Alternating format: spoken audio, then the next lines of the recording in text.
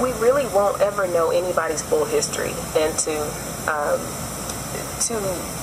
I should be clear in saying that we don't expect that everyone will always have the capacity to be the most compassionate in every interaction. We understand that.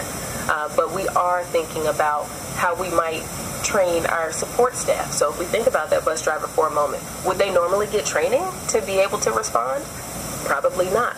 But with ReCAST, we are hoping to support those persons who are in that first responder crisis response mode to be of greater service to the youth and families that they interact with. So that's a perfect example. Yes, so we encourage callers to call 810-239-5733. 810-239-5733. We look forward to hearing your questions for Dr. Vicki Johnson-Lawrence. Well, I'm just going to tell you, I like training first responders, especially those that we don't typically think about, because kids will act out behaviors differently, and we don't want children to be punished because they're dealing with these kinds of issues. We know if they're angry, if they're scared, or if they're anxious, they may do some different kinds of behaviors that would tend to get them in trouble, but they're really trying to express that feeling that they're having inside, that emotion that they're having inside. And so I think it's just really important that we do these kinds of things. You talk about people on the bus. Who would be other responders? You know, I'm thinking about daycares, those kinds of places, maybe the cafeteria people. Yes. I'm just trying to think of who are some of the responders we really want to make sure we touch and help with these kinds of issues. I think one key group of people live in the faith-based settings. Mm-hmm. So one example that I've heard given to me and that I've used since is that of the person who might drive a church van. Mm-hmm. And they are picking up kids who may have been running around all morning trying to get ready, but they're managing their own series of emotions. And when that church van driver picks up that child or that family, you never know what happened that morning before they got in. But you know that they might need some tools to respond in a compassionate and empathetic type of way. So a church van driver might be a great example. Pastors, those who might be in leadership capacities. Sunday school teachers, I was thinking about them. I also thought as vacation Bible schools come up, you know, just when we're talking about the faith-based community, different ways we can reach out to them. And I think because we're in a crisis, we can talk about Flint pre-crisis. We can talk about, but I think that in a crisis, me as an employee, I have to think about how I'm treating my fellow coworkers, because we are all, you know, we have to realize that we are all under this type of stress and in this place. Absolutely. And I know in some of the initial responses to the crisis, there were great efforts by GHS in particular to have conversations about self-care among clinicians and those who are providing services throughout. And I think as we've been in this sustained period of high stress, those sorts of experiences are moving throughout the community now. So to the extent that we can, making sure that trauma-informed approaches are community-centered and available, not just for caring with others, but caring for self, will continue to be important. I appreciated the training that you brought here in March, and the trainer talked about putting on the oxygen mask, putting it on yourself. So we, as Flint, working here and living here in Flint, have to definitely remember that. And then the other piece that I liked in that training was the resiliency zone. Can you talk about that a little bit? So the resiliency zones talk about the essentially waves of experiences or waves of emotion that we have. And to the extent that I can, and I'm not going to do it as great justice right now as the original consultant did when she came, but she talked about how we get stuck in certain zones when we're under chronic stress. And sometimes we get stuck in this high zone, and this high zone means that you are constantly reacting. You're constantly trying to respond when you might not have great capacity to do so, and in particular do so responsibly. And then sometimes you get stuck in this low zone, and that low zone might be an experience of depression or something straining that keeps you from responding with the full maybe excitement or exuberance that you might have any other time. That resilient zone is when you're able to bounce back from either an extreme high or an extreme low and figure out how to stabilize ideally after experiencing such a stressor. And I might even comment that for us, it really means finding a way to balance in the midst of that stressor. One of the other things that you and I have talked about is the fact that lead and lead poisoning in and of itself, lead is a neurotoxin. So you could see the neurological effects could impact the behavior of children.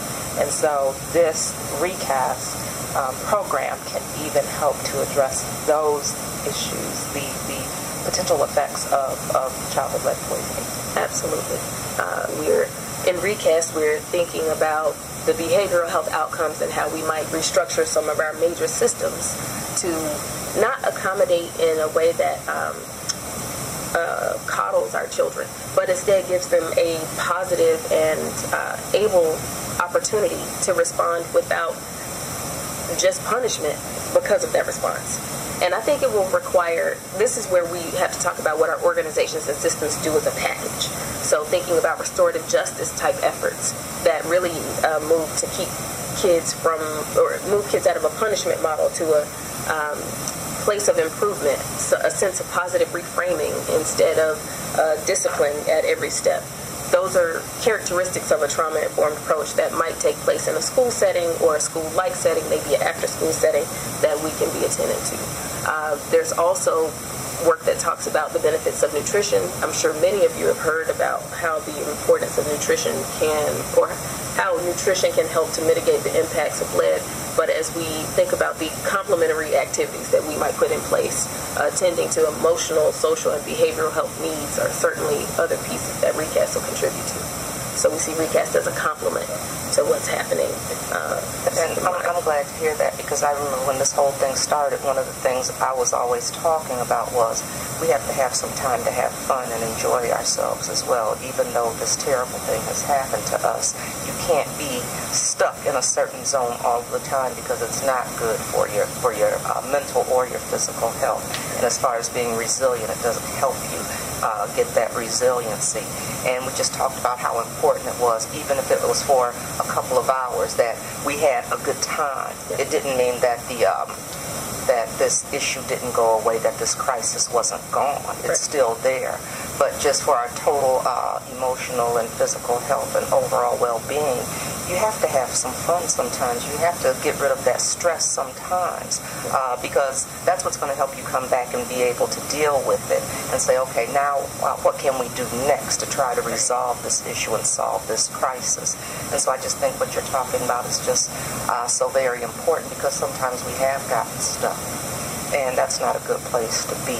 And if we want to, we've talked about being in a crisis, but being on the road to recovery, the only way we can recover is to have these kinds of supports underneath us, these safety nets pushing us forward and helping us to be the resilient people. We keep saying we're Flint strong, and these are the things that will make us Flint strong, is what you've been talking about with ReCAST. And not just for young people, but for adults. And that's what we have to remember as adults. We've got to do these things too, because we rub off on the young people that are around us. And even though we may think we're not saying certain things, they pick up on our behavior, they pick up on our emotion and our mood. And so we're part of helping them be resilient and strong. And so it's really important that we make sure we care for ourselves and one another. Dr. Pugh talked about our co-workers, because you don't know what happened with them and their child that day. You don't know, maybe they have a parent, a senior that they're dealing with that's been impacted by this. And so this resiliency model is really for all of us. I don't think any of us are too young or too old to benefit from this. And so I'm just really excited about what you're putting together and what you've been working on for the city of Flint, because it's so important. So I'm happy about it, and I'm looking forward to seeing more of it in action. I really am.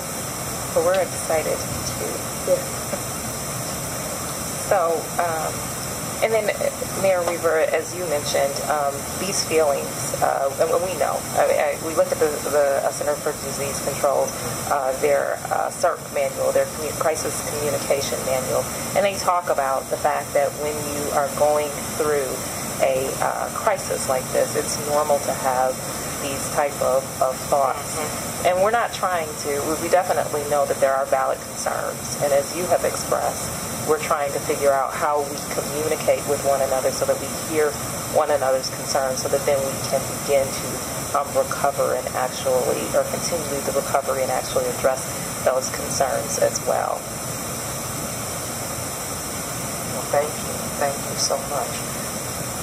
I was going to say, I would like to remind people about, that we still have more of these coming up again, just in case they didn't get that. Do you have those dates that you can share with people? Yes, and actually I have a little bit more information. Okay, great. So the next town hall meeting radio town hall meeting will be right here at WFLT. And you can reach us at 810-239-5733, 810-239-5733. And the next town hall meeting will be Tuesday, May 2nd, from 12 noon to 12:30. And on this day, we will be focusing on the technical advisory board that has been put together for the city of Flint. And we will have members of the Genesee County Medical Society and other members of the technical advisory board. Dr. Vicki Johnson-Lawrence is a member of our technical advisory board. But we'll have members, and we'll talk to some of the physicians from the Genesee County Medical Society. And then our following discussion will be on Tuesday, May 9th from 6:30 p.m. to 7 p.m. And we will be talking to members of the Flint Area Community Health and Environment Partnership, that's known as FATCHUP, and it's the Wayne State team that's studying Legionella here in Flint. And so they will be here on hand to answer questions about the Legionella study. So we hope to hear from you at those upcoming meetings.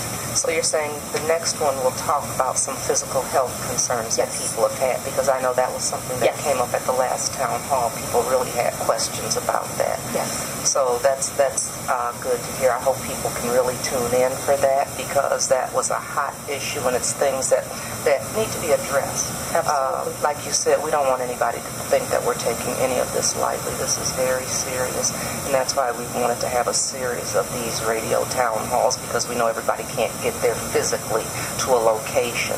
And so we encourage people next time to call in about some of the physical health concerns. And I just, again, want to take an opportunity to thank you, Dr. Pamela Pugh, our Chief Public Health Advisor, Dr. Lawrence, with ReCAST. You all are two amazing women that have really put a lot into this and are going to continue to help move us forward and be resilient. So thank you very much. Thank you, Mary. For the past 30 minutes, you've been listening to the City of Flint Health Town Hall discussion. Be sure to join them next week at this same time on the best variety of gospel music, the new 1420 AM WFLT.